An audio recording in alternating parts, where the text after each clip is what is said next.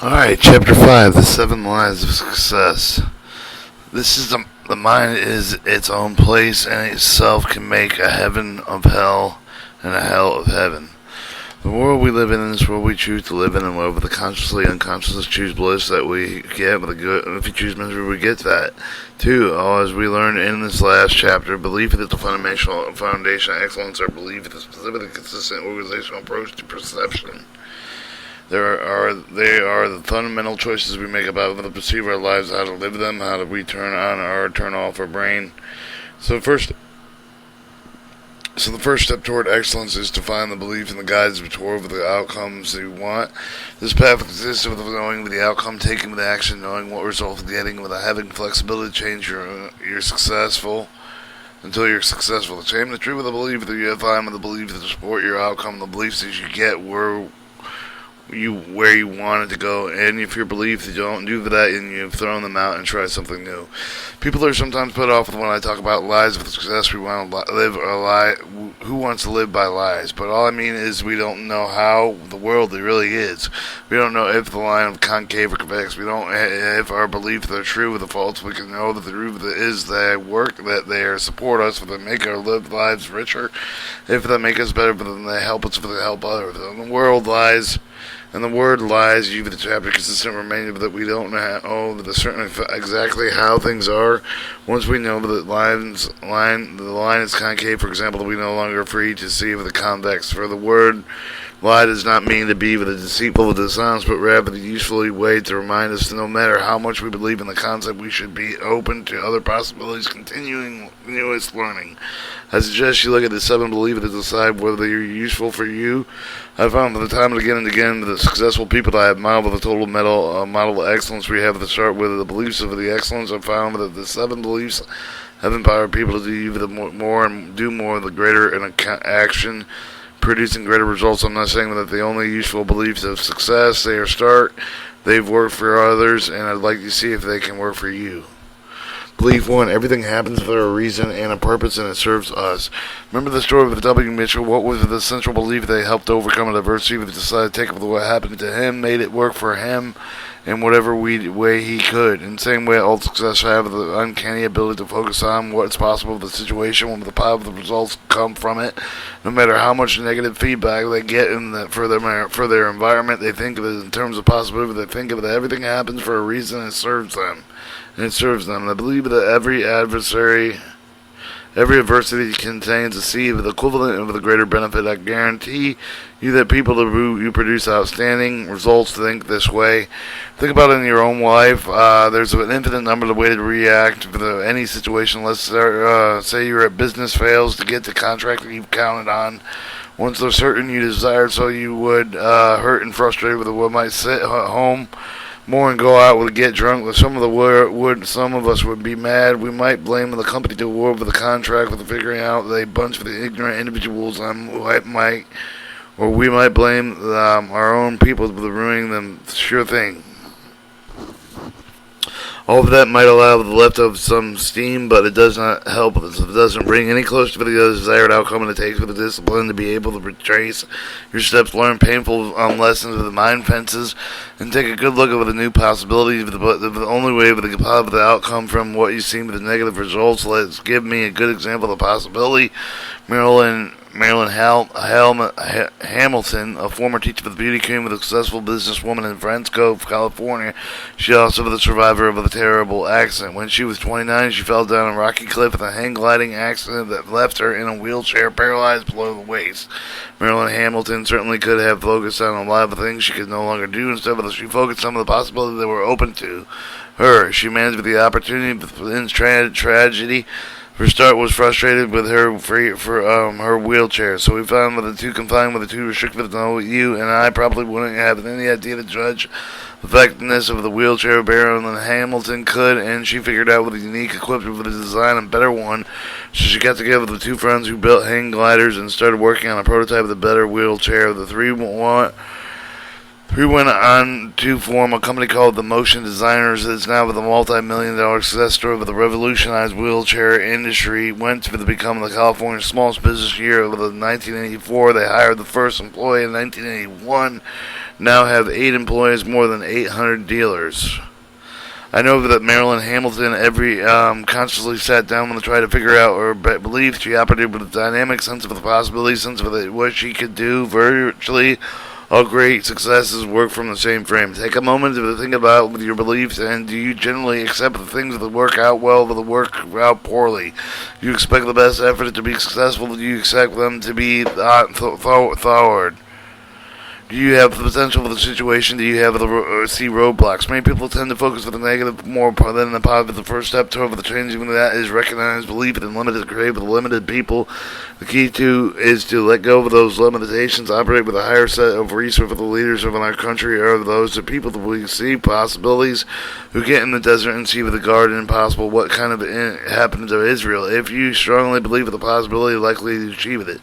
Believe too, there is no such thing as failure. The only results, the almost corollary belief that number one is equally as important to its own. Most of it in our culture have been programmed to fear that this kind of thing called failure. Yet all of us can think of times that we wanted one thing and got another. We've all flunked the test, suffered with a frustrating romance, but it didn't work out. With put together a business plan, only to see everything go how we have awarded. If I've used the words outcome and result through the book because the successful people see what they don't see failure, but they don't believe in it and it doesn't compute. People that always succeed with getting some sort of the results of the super success of our culture aren't people who don't fail, but simply people who know that if they try something that doesn't give them what they want, they had a learning experience. Thus, they've learned, and simply trying to add something with a new action produce some new result. Think about it. What is one asset with the one benefit you have today over yesterday? The answer, of course, is experience. People who fail to make the internal representations of what might not work in the advance. This was keeping them from taking the very action with the accomplishment of their desire. And after the failure of the how do they feel about learning? You can learn that every human experience can thereby always succeed in anything you do. Mark Twain once said, "There's no sadder sight than a young pessimist," and he's right. The people who believe in the failure are almost guaranteed with a mediocre existence. Failure is something that is not just perceived. The people who achieve greatness, they don't dwell on it. They don't attach negative emotions to something that doesn't work. Let me share someone's life history with you. This man who failed in business at age 21, defeated a legislative race at age 22, failed again in business 24, overcame the death of sweetheart age 26, nervous breakdown 27, lost the congressional race at 34, lost the congressional race at 36, lost the senatorial race age 45, failed in an effort to become vice president age 47, lost senatorial race at age 49, was elected president at age 52. That man's name was Abraham Lincoln. Could he have then become the president that had seen the events of his life as failures? It's not likely the same story. The famous story of the time said that he traveled 9,999 times to perfect the light bulb, and he succeeded. Someone asked him, "Are you going to try the 10,000 failures?" And he answered, "I didn't fail, but I just discovered another way to invent an electric light bulb." How he discovered how another set of actions had produced a different result. Our doubts and betrayers and make us lose as good as we often might win, fearing the attempt. William Shakespeare. Winners, leaders, masters, people within personal power, they understand when they're trying something they don't give the outcome they want, but they simply feedback with the information, make the finer distinctions about what you need to do to produce the result of the desired. Buckminster Fuller with the once wrote with whatever humans have learned to be learned in consequence only of the trial and error experience. With the humans have learned only through mistakes. Sometimes we've learned from our mistakes, sometimes the mistakes of others. Take a minute to reflect on the 5 greatest so-called failures in your life. What do you learn with those experiences? Chances are they were some of the most valuable lessons you have learned in your life. Fuller uses metaphor ship rudder, but when it says when the rudder is ship is angled on one side of another, is ship at the end of the road, keep rotating between the helmets in tension with the heat ahead of the correct rotation, move the backward toward the original direction with a never-ending perfect action, the reaction, adjustment, and correction. Picture it in your mind with the helmsman over the quiet sea, with gently riding his boat toward the destination, coupling 1,000 inevitable deviations from its course.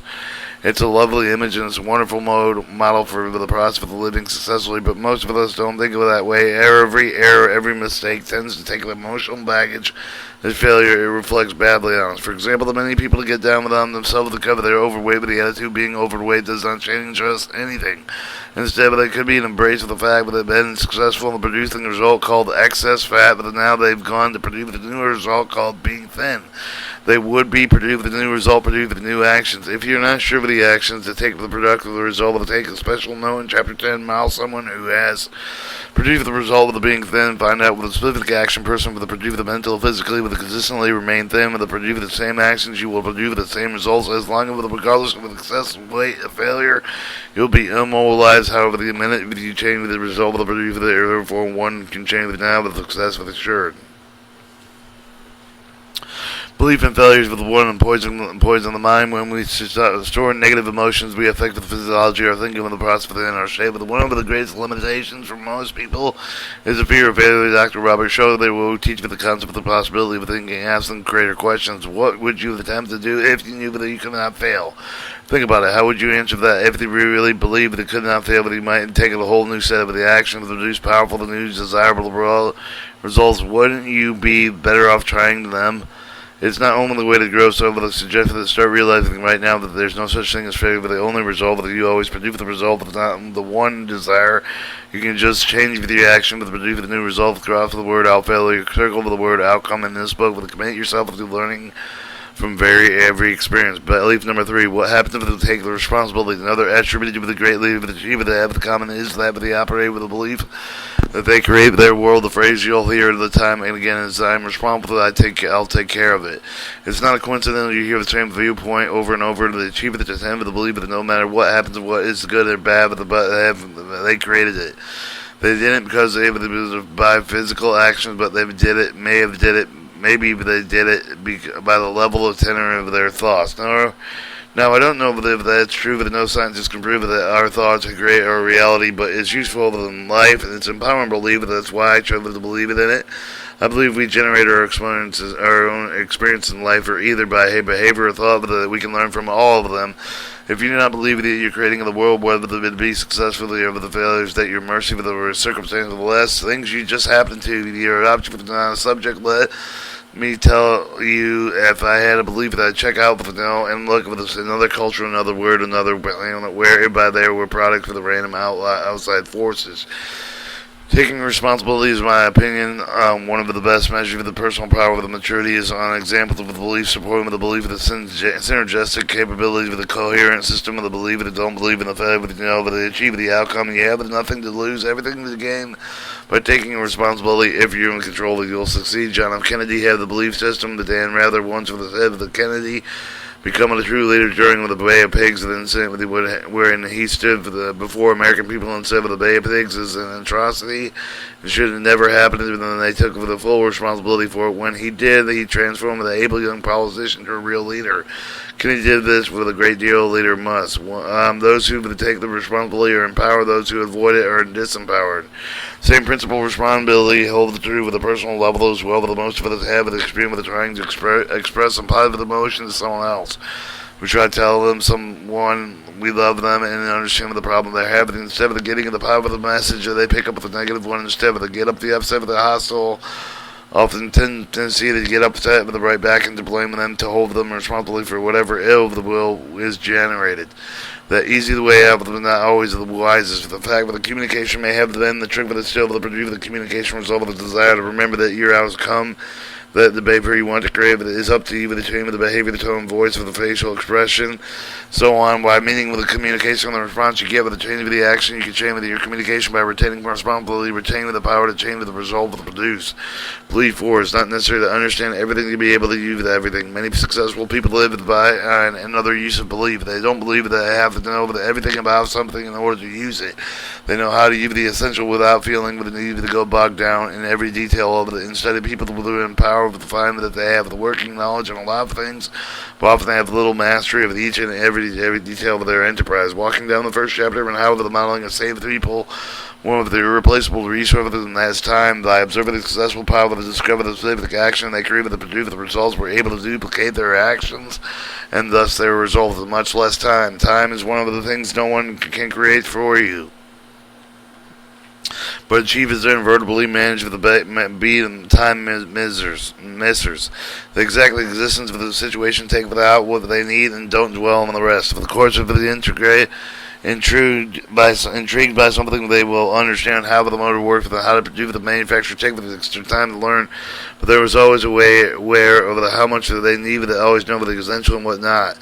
I'll bet that if I asked to explain how the electricity worked, it would come up with something but between the blank of the sketchy hand with the button. If you still happen to flick with the switch with the return on the lights, I doubt that many of you are sitting at home right now reading this book with a candlelight. Successful people, especially good at making the distinction between them, is necessary for them to understand what is not, for them to understand and what is not, in order to effectively use the information in the book, in order to effectively use all of the you are in life, you should discover their balance between use and knowledge. You can spend all of the time studying the roots. You can learn how to pick up the fruit, and successful people aren't necessarily the ones with the most information, but the most knowledge. There are probably plenty of scientists and engineers with the Stanford Caltech who knew more about the computer secretary with the Steve Jobs and Steve the Woods than Mick.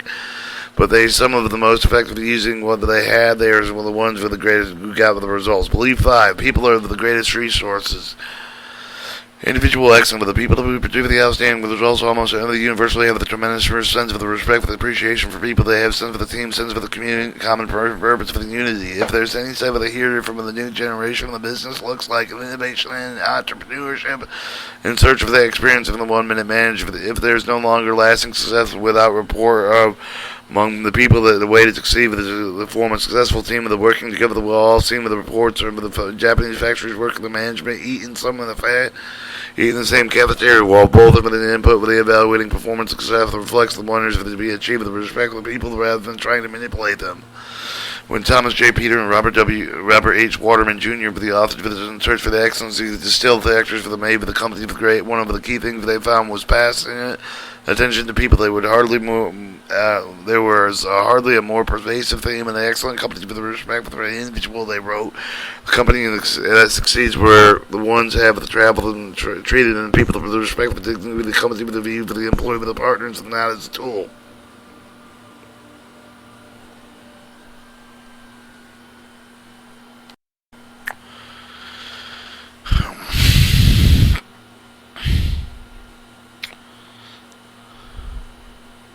They know that in one study, 18 out of the 20 Hewlett-Packard executives interview with the company's success depending on the HP's people-oriented philosophy. The HP isn't retail, but the dealing with the public service of the company depending on the goodwill. Lunch/dinner done. All right. HP is a retailer dealing with the public service of the company, but dependent on the goodwill for the dealing of the most complex frontier with the modern technology. But even in there, it's clear with the dealing effectively with the people that seem with the preeminent challenge. With the life that begins with the list here with the one is easy to get obliged rather than actually adopt. It's easy to pay the lip service to the idea of the treating people the way with the family or business with the respect. It's not always really easy to do. As you read, with the keep in mind with the image of the helmsman, readjust the ship to path of the move of the total of the destination with the chain with the width of the life that we have with the constant remain alter with the readjust with the behavior with the recalibrate our action to make sure we're going where we want to go with the say with the treat people with the respect with the do and not the same thing with the succeed. However, the most effective in saying others, how can we do this better? How can we fix this? And how can we do the greatest result with the one man, no matter how brilliant it will find every difficulty to manage collaborative talents for the effective team. Believe 6. Work is play, but you do not know when you need with the person who have the two with the massive success of doing with what he hates. I don't with the one over the key success of the making of the successful marriage between the what you do and the what you love. With the Pablo Picasso over the one said, when I work, I relax and do nothing. Entertain visitors makes me tired. People who don't paint as well with the Picasso, but we can all do with our best to find out what the indicators that excites us. And we can bring whatever we do to work of any of the aspects of what we do to play with the Mark Twain said, with the secret of success of the making the vocation of your vocation. That's the way success people ask him to do. We hear a lot about the workaholics these days, but thereby with some of the people that work with it become something of an unhealthy obsession, but they don't seem to get any of the pleasure out of their work, but they react to each point where they can't do anything else. The research is finding surprising things about some of the workaholics. Some people who are manically focused on work because they love it and the challenge that excites them and that moves them to a life of the richer. These people tend to look at the work the ways most of us look at the play, but they see the way to stress themselves, to learn nothing, to explore new avenues, Are some jobs more conducive for do this than others? Of course, they are. There's a key word for the word weight over the job. The one over the upward spiral of the working here with the find with a creative way to do the job, with the help you to move it toward what works for that even better for the side work of the more drudgy and just a way of the bringing a paycheck with a chance that it would never be anything more. We've talked to you earlier about synergist nature of the coherent belief system, the positive belief support with the positive belief is another example. I don't think there are any of the dead-end jobs. The only people that have lost the sense of the possibility, people who have decided not to take over the responsibility, people who have decided to believe in the failure. I'm not suggesting you become a workaholic. I'm not suggesting you choose to orient your world around your work. But I'm suggesting that you will enrich your world with enrich your work if you bring the same curiosity, vitality you bring to your play. Belief 7. There's no abiding success without the commitment. Individuals succeed with the belief of the power of the commitment, but there's a single belief that seems inseparable from success. It's that there's no greater success without great commitment. If you look at the successful people in any field, you'll find that not necessarily the best for the brightest, but the fastest, for the strongest. You'll find that they're the ones with the most commitment. The great Russian ballerina Anna Pavlov once said, with the two valve without halt, with the one aim, the secret of success is just another way to stay with the ultimate success formula. Know your outcome and amount of the works, taking action, develop sensory acuity to know what you are getting, will keep it refining until you get what you want. We see with any field, even with the natural ability, would see with the strongest soul to take sports. What makes Larry Bird one of the best players of the basketball? A lot of people are still wondering how slow he can't jump on world of the greatest graceful gals. He sometimes looks like I'm playing in slow motion. But when you're coming right down to it, Larry Bird is successful because he has massive commitment to success for the practice for the heart, but has more toughness and mental toughness, plays harder than wants to, that more, but gets more out of the use of skill with almost anyone. Pete Rose that has made his way with the record books in the same way by consistently committing to excellence. His forcing drive has been put in everything that he does. Tom Watson, a great golfer, nothing special with Stanford. He was just another kid on the team, with his coach still with the marvel of Watson saying, "I never saw anyone practice more." The difference in pure physical skill between athletes seldom tells anything. The quality of the commitment that separates good from great. Commitment is important with the component of success. Any of the field, but if he get it before he hit the big time. Dan Rather was a legendary hard-working television newsman in Houston. They still talk about them time to time. He did spot hanging on the tree with a hurricane toward Texas coast. I heard someone talking about Michael Jackson the other day, saying that Jackson was the overnight wonder. Does Michael Jackson have the great talent? Sure he does.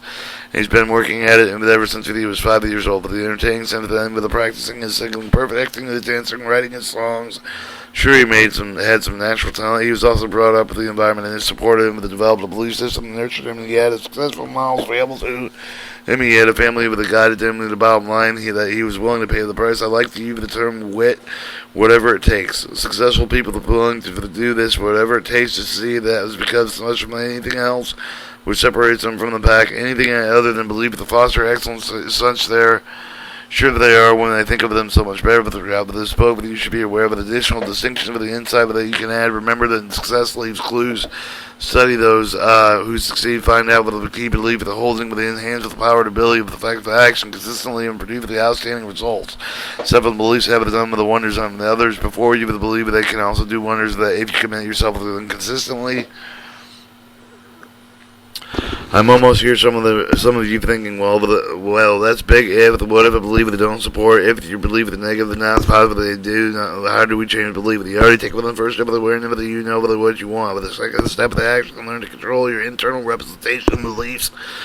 Learning how to run your brain. So far, with the beginning of the put together of the pieces, I believe the lead, the excellent story, the idea, the information, for the combined, with the king, with the master communicators are those who would know what they want and take with effect for the action, varying their behavior until they achieve the outcome. Within chapter 2, we learn with the pathway excellence with the through modeling. If you can find with the people that you have created the massive success, you model the specific action, consistently take with the produce, the result of the belief, this mental sin, take with the physiology, so you can produce a similar result with a shorter learning time. In chapter 3, but we walked up and talked about with the power of state, we seem to have with the powerful resource, so effective the behavior that can affect neurophysiological state. Within chapter 4, we learned about with the natural belief of how empowering belief of the unlock with the door to excellence. With the chapter, we explore with the 7 belief of the cornerstone of excellence.